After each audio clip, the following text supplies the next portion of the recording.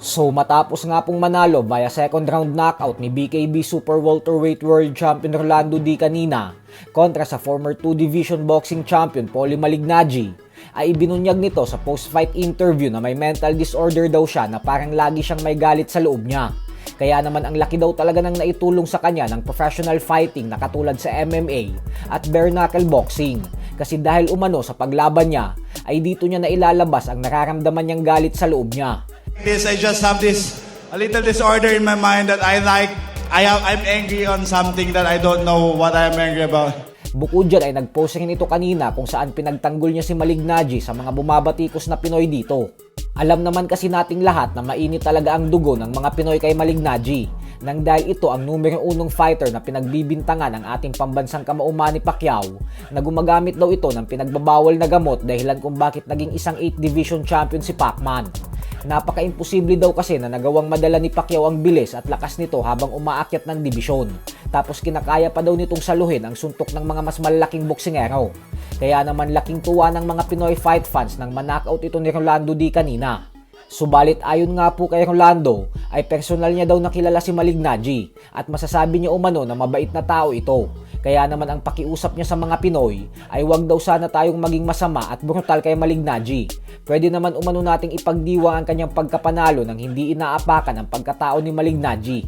Samantala dahil nga po trending ngayon si Paulie Malignaggi sa Pilipinas nang dahil sa ninockout ito ni Rolando D, kaya naman muling binalikan ng mga Pinoy fans ang sinabi nito tungkol kay Manny Pacquiao. Nitong nakalipas na buwan lamang po kasi ay bumanat itong si Malignaggi na gusto niya daw labanan si Pacquiao.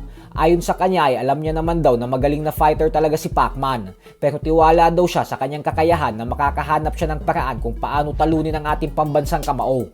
Giit nito na ngayon pa lang daw ay may maganda na siyang estratehiya at game plan kung paano pataubin ang nag-iisang 8 division champion ng boxing.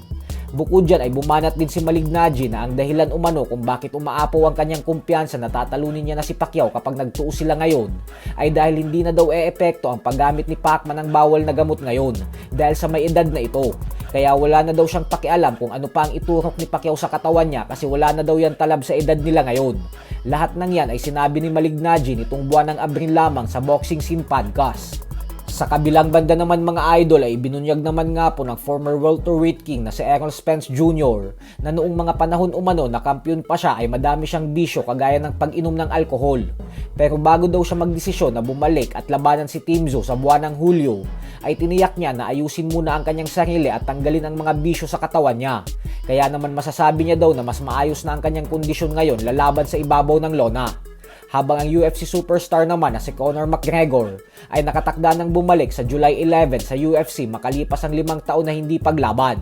Makakatapat niya sa isang rematch si Max Holloway sa Las Vegas, Nevada. Matatandaan na nagtuos na ang dalawa noong taong 2013 kung saan nakuha ni McGregor ang panalo via unanimous decision. So hanggang dito na lang po muna tayo mga idol.